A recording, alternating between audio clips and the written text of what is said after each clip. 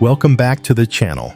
Today should have been the happiest day for James's family, their little angel's 5th birthday. But the celebration hadn't even started before disaster struck.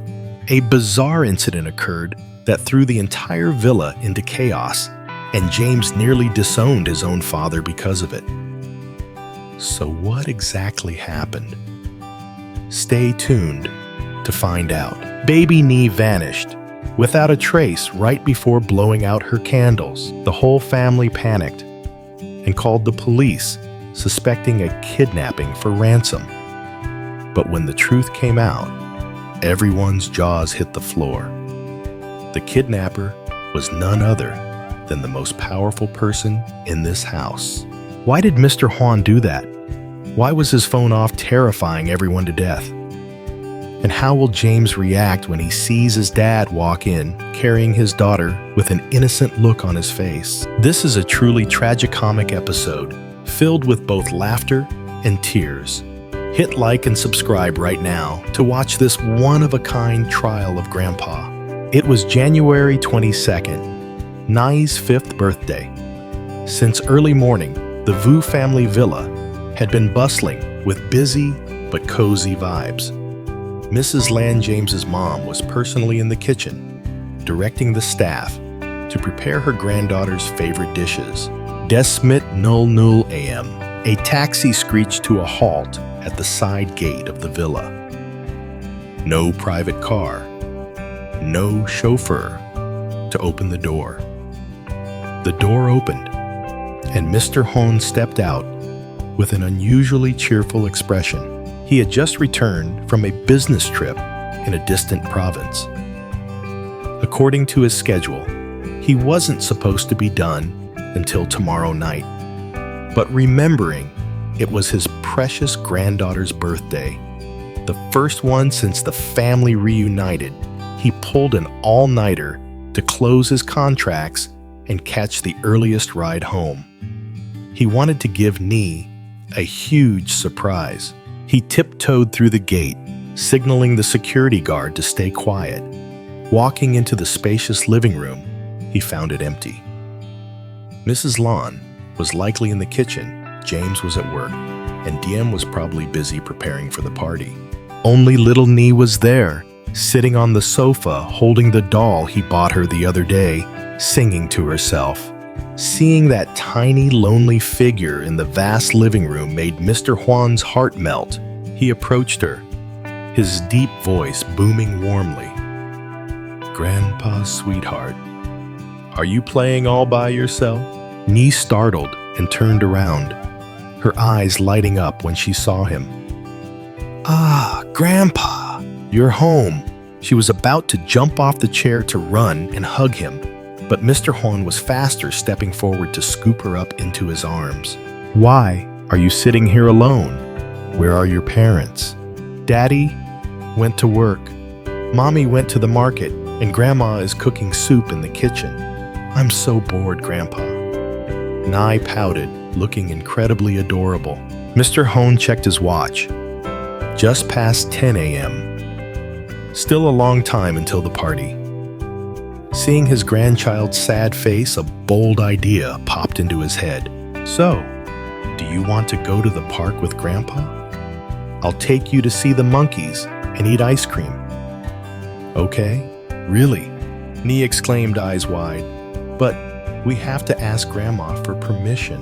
"Mr. Hoan, do you?" Mr. Hoan waved his hand, winking mischievously, a rare sight for this stern chairman. "No need. I am the boss of this house. If I take you, no one dares to scold us. We'll just go for a bit and come back to surprise Grandma." Ly nodded eagerly. So, hand in hand, grandfather and granddaughter walked out the door. Mr. Hoan reached into his pocket to grab his phone and call his wife. He pressed the power button. The screen stayed black. "Damn, I forgot to charge it last night," he muttered. "Oh well, whatever. We're just going to the park nearby. We'll be back in 30 minutes. That careless thought was the spark that ignited unprecedented chaos in the Vu family. The two of them hopped into the taxi. He hadn't even paid yet. He'd told the driver to wait while he brought his bags in, and the car rolled away, leaving the villa gate slightly ajar behind them. 11 a.m. James drove home earlier than usual. On the passenger seat sat a huge gift box wrapped in pastel pink paper and an Elsa princess cake. James whistled loudly, his heart brimming with happiness. He imagined the scene where his daughter would jump for joy when she saw Daddy home early. "Nee Daddy's home!" James called out loudly as he stepped through the door. Silence answered him. James frowned. He set the cake on the table and went straight to Nee's room. She must be napping or playing hide and seek, he thought. Click, the door opened. The bed was empty. Toys were scattered on the floor, but there was no sign of her. James checked his and Diem's room. Nothing. He checked his parents' room. Also empty. A feeling of unease crept into his gut, but James quickly brushed it aside. He ran down to the kitchen. "Mom, where is Nee?" Mrs. Land was seasoning a pot of crab soup, startling as she turned around. "Oh my God, you scared me. When did you get back so silently? Nye is sitting right there playing in the living room. I just gave her a box of milk a few minutes ago." "She's not there, Mom." James's voice began to crack. "I just came from the living room, checked all the rooms upstairs too. She is nowhere to be found." "Are you pranking me?" Mrs. Lon turned off the stove, wiping her hands hastily on her apron. She was sitting there 15 minutes ago. That little girl must be hiding somewhere. Mother and son rushed up to the living room. The sofa was empty. Only the doll lay abandoned on the cushion. The doll Nee never let out of her sight. Mrs. Land started to panic. Nee, come out and Grandma will give you candy. Don't hide anymore. Grandma is scared." No answer. James ran into the garden, overturning every bush. "Nye, where are you?" Still only the rustling wind replied. Mrs. Land's face drained of blood. Her limbs trembled so much she had to hold on to the chair. Maybe Diem came back and took her to the market. Maybe she wanted to buy more things or have her try on a dress. James grabbed onto that hope like a lifeline. Right, Diem must have picked her up. "Let me call Diem." James pulled out his phone, his hands shaking so badly he dialed the wrong number twice. The other end picked up after the third ring. The noise of a busy market echoed through. "Hello, honey. I'm buying shrimp. The shrimp are so fresh today." Diem's voice was cheerful. "Diem!" James shouted, cutting his wife off. "Did you pick up Nia's knee there with you?" Silence engulfed the other end for a split second. Then, Diem's voice turned terrified. "No, I went alone. I left her at home to play with Mom." "What happened? Don't scare me." The phone nearly slipped from James's hand. You didn't pick her up." "No, I didn't." "Where is she? Tell me, where is my daughter?" Diem screamed, the rustling sound of plastic bags dropping. "I came home and couldn't find her. Mom didn't see her either. Oh my God, my baby." Diem wailed. Then the line went dead abruptly. At home, James turned to look at his mother, shaking his head in despair. Mrs. Lon collapsed onto the floor, sobbing. So where did she go? The gate was closed. The security guard just went to the bathroom and came back. She's only 5. How could she open the gate and go out by herself? 10 minutes later, Diem rushed home like a tornado. She threw her motorbike haphazardly in the middle of the yard, bursting into the house, her face drenched in tears and sweat. "Where is she?" "Mom, James, where is my daughter?" The three adults looked at each other helplessly. A mournful atmosphere shrouded the villa that was supposed to be preparing for a joyful party. "Calm down. We have to stay calm." James tried to reassure everyone, though he was breaking out in a cold sweat himself. "Mom, try calling Dad. Maybe he came back unexpectedly and picked her up." Mrs. Lyon wiped her tears, fumbling for her phone. "Your father is on a business trip in Kaobang, 300 kilometers away. He's not back until tomorrow. How could he pick her up?" "Just call him Mom." "You never know," James snapped. Mrs. Lan dialed Mr. Hoan's number. The whole family held their breath, waiting. "The subscriber you are calling is currently unreachable, please." "It's off." Mrs. Lan dropped her hand. "He must be in a meeting or went into a remote area with no signal. Besides, he's busy with 1,000 things. How would he know today is her birthday to come pick her up?" Mrs. Lan's reasoning was completely logical, snuffing out the faint hope that had just flickered. If Mr. Hoan was far away and his phone was off, the chance he picked up his grandchild was 0%. That left only one possibility. James looked out at the gate. Memories of business enemies, threats, and dirty competitors flooded his mind. "Kidnapping?" James whispered, his face hardening. "Someone took advantage of a lapse in security to break in and kidnap Ly." James's words struck Diem like lightning. She collapsed fainting into her husband's arms. The entire upscale neighborhood was in an uproar. James, after reviving Diem, mobilized all the staff and security guards to turn the neighborhood upside down. They knocked on every neighbor's door, shone flashlights into every drain and roadside bush. "Hello, has anyone seen a little girl in a pink dress, hair in pigtails?" James's frantic calls and Diem's heart-rending cries echoed through the sky. James ran to the urban area's security office to check the cameras.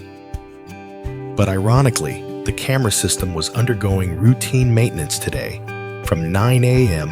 to 12 p.m. The screens were black. Every lead hit a dead end. James punched the wall until his knuckles bled. He felt utterly helpless. This was his daughter's birthday. Why was this happening? If anything happened to Ly, he would never forgive himself. Mrs. Lan stayed home lighting incense and praying to the ancestors.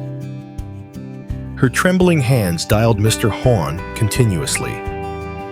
But the only response was the emotionless, automated voice of the operator. Meanwhile, at the amusement park, 5 kilometers away, upbeat music was blasting.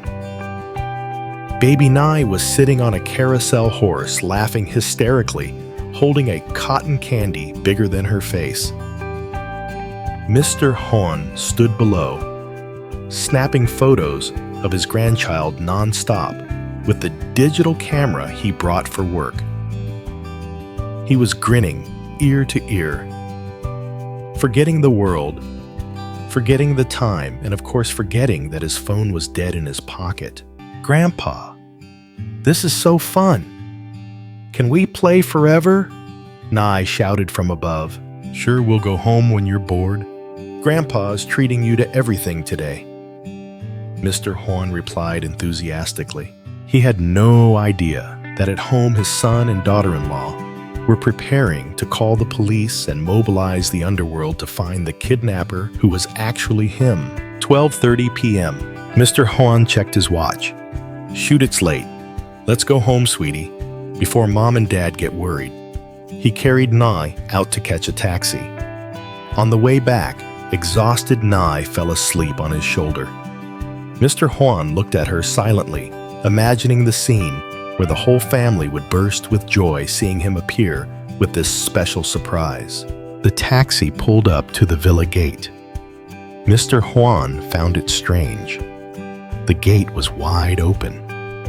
There were people milling about in the yard. The sound of weeping echoed out. "What's going on?" Mr. Hoan frowned, carrying Ly out of the car. He walked into the yard, his voice booming clearly.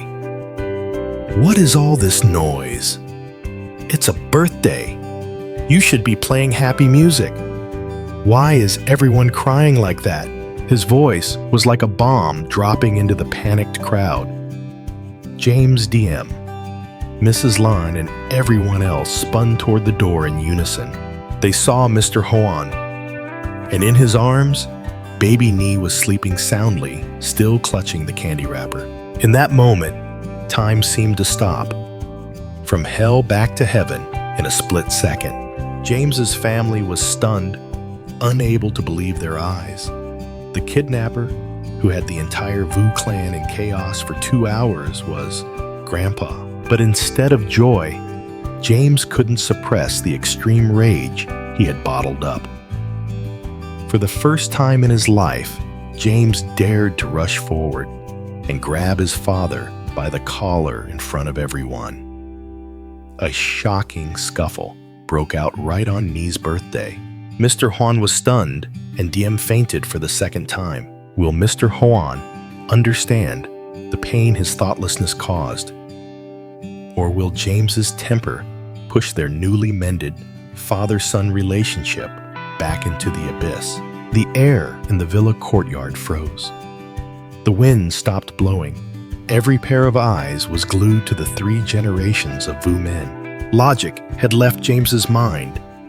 He didn't see his father, the man who raised him. He only saw a kidnapper, the man who made his wife faint. His mother cried her eyes out and forced him through 2 hours of living hell. The fear of losing his child, suppressed for too long, exploded into unstoppable fury. "Dad!" James roared a sound like tearing fabric. He charged forward like a wounded beast. In the most reckless moment of his life, James's hand gripped Mr. Hoan's suit collar tight. "Why? Why did you do this to me? Why did you take her?" Without saying a single word, Mr. Hoan was stunned. His eyes widened to their limit, looking at the son, who was usually calm and filial, now staring at him with bloodshot eyes. All his life, Mr. Hoan breathed fire. No one dared touch a hair on his head.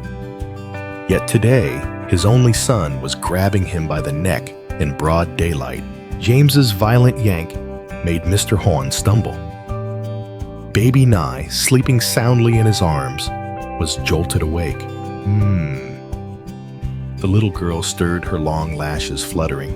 James didn't let go yet. His breath was ragged, his face flushed, red veins bulging on his neck. He was about to scream, more to vent all his frustration. But right then, Daddy James, a tiny, sleepy voice rang out, small, but carrying more power than 1,000 armies. James froze. He looked down. Baby Ly had opened her eyes. Her round, innocent eyes were looking straight at her father's face, twisted in anger. Then she looked at her father's hand gripping her grandfather's collar. "What are you doing to Grandpa? Are you being naughty? Why are you bullying Grandpa?" The child's innocent question was like a bucket of ice water thrown straight into James's face, extinguishing the fire of rage consuming his mind. "What are you doing to Grandpa?" James snapped out of it. He looked at his hand. What was he doing? Was he assaulting his own father in front of his daughter? James's hand trembled. He slowly released Mr. Hoan's collar. His fingers went numb with regret. Mr. Hoan stood still, not saying a word. Mr. Hoan didn't say anything. He just bent down and gently patted his granddaughter's back. "Ly, be a good girl and go back to sleep. Daddy James." Daddy James is just dusting off Grandpa's coat. Mr. Hoan's clumsy lie made James's nose sting. Even after being insulted by his son, he still tried to preserve the image of a good father in his granddaughter's eyes. James took a step back, his arms dropping to his sides. He hung his head, not daring to look into his father's eyes. Give her to me," James said, his voice hoarse and broken. Mr. Hoan gently transferred Ly to James's arms. "Be careful, she just fell asleep," he advised, his voice strangely calm. James pulled his daughter close. Her warmth, her sweet, milky scent radiated onto him, soothing the storm in his heart. He held her tight, walking quickly into the house, leaving behind a courtyard filled with shock and silence. James carried Ly into the bedroom. He laid her down on the bed, as gently as placing a fragile treasure. He pulled the blanket over her, then sank down onto the floor beside the bed. In the dim light of the room, James buried his head in his hands. Guilt and remorse began to invade him. He had just committed an act of utter impiety, but deep down, the fear was still there. He recalled the feeling of running through the house, looking for his child, the feeling of his world collapsing. Why doesn't Dad understand? James asked himself. He looked at Ny's sleeping face. He gently stroked her hair. "Daddy is sorry, baby girl. I scared you. But Daddy was so afraid of losing you." Outside, Diem had regained consciousness. Mrs. Lan was helping her sit up.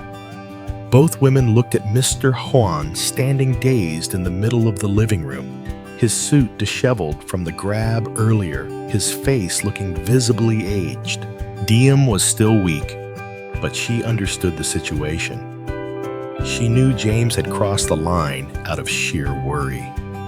She signaled to Mrs. Lan, "Mom, check on Dad. He must be in shock too." James took a deep breath. He knew he couldn't hide in the room forever. He had to face his father. He kissed Ny's forehead lightly once more, then stood up, walked out of the room, and closed the door gently. James walked down to the living room. Mr. Hoan was sitting on the sofa holding a cup of cold tea. He was staring into empty space. Seeing James come down, Mrs. Lan and Diem started to say something, but James raised his hand, signaling for a private talk. The two women tactfully retreated to the kitchen, leaving space for the two men. James walked over and sat on the chair opposite his father. A heavy atmosphere hung over them. "Dad," James started, his voice still trembling. Why did you take Ly without telling anyone a single word? Do you know how frantic the whole house was? Do you know?" Diem fainted. Mom cried until she passed out, and I thought I lost her forever. Mr. Hoan set the teacup down on the table with a clink. He looked up at his son. His eyes no longer held their usual authoritative sharpness. Instead, there was exhaustion and a bit of embarrassment.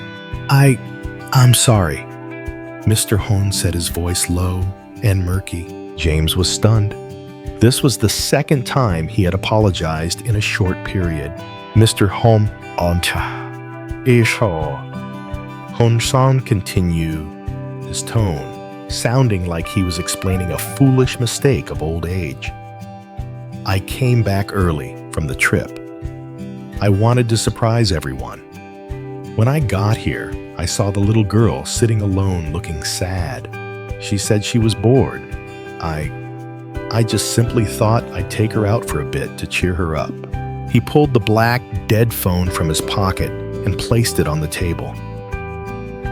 "I intended to call your mother, but this phone, it died, and I didn't even notice. I'm getting old. I forget to charge it. At the park, seeing her so happy, laughing so loud, I forgot the time, too." Mr. Hoan looked at James, his eyes misty. "You were right to yell at me. I was too thoughtless. I kept thinking I'm the master of this house. If I take my grandchild out, who would dare say anything I forgot? how worried her parents would be. I'm sorry. It's just that I missed her so much. During the trip, I kept opening her photos to look at them. The confession of the gray tiger left James speechless. It turned out, behind the cold exterior, his father was just a grandfather, craving family affection. An old man becoming a bit forgetful and yearning to play with his descendants. James's anger vanished completely, replaced by utter remorse. He looked at his father's crumpled suit collar, evidence of the disrespect he himself had caused. James stood up, walked around the tea table, and collapsed to his knees in front of Mr. Hoan. He grasped his father's calloused hands. "Dad, I was wrong." James choked up. "I'm an unfilial son. Even if you were wrong, I had no right to act like that.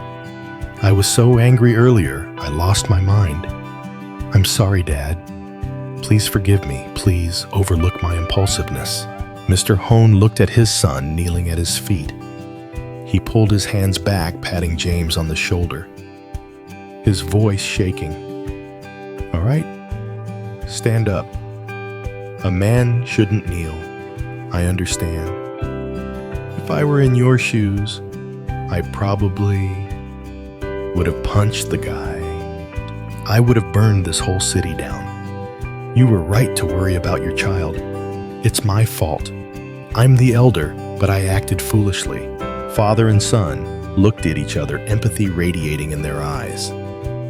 Every grudge, every misunderstanding dissolved like soap bubbles.